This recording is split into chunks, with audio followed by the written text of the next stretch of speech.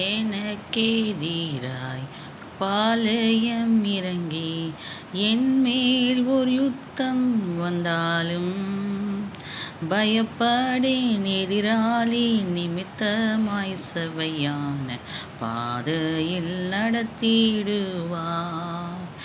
பயப்படேன். எதிராளி நிமித்தமாய் செவ்வையான பாதையில் நடத்திடுவார்.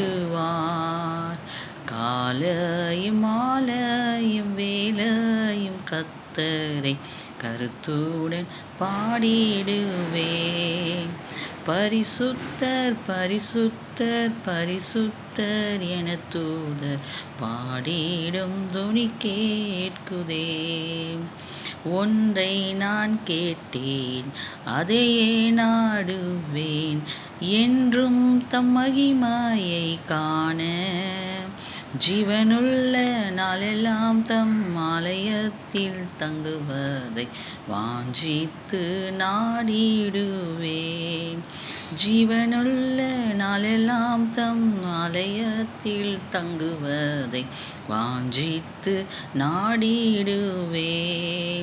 காலையும் மாலையும் வேலையும் கர்த்தரை கருத்துடன் பாடிடுவேன். பரிசுத்தர் பரிசுத்தர் பரிசுத்தர் என தூதர் பாடிடும் தொனி கேட்குதே. Praise the Lord. எல்லாம் எப்படி இருக்கீங்க? நல்லா இருக்கீங்களா? இந்த நாளிலும் நாம் தியானிக்க போகிற வசனம் தானியேல் 3வது அதிகாரம் 17வது வசனம்.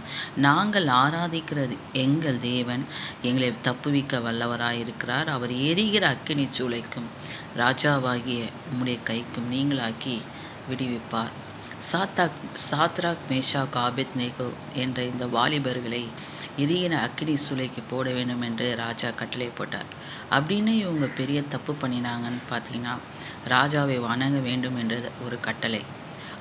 அவர்கள் அதை செய்ய மாட்டேன் என்று அவங்க சொல்றதை பார்க்கிறோம்.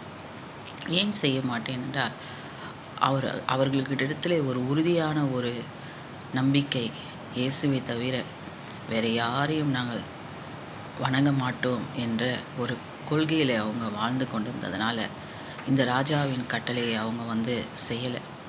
அதனால தான் அவங்கள எரிகிற அக்கினி சூளைக்கு போட்டாங்க. அப்போ அதுக்கெல்லாம் அவங்க பயந்து போகலை.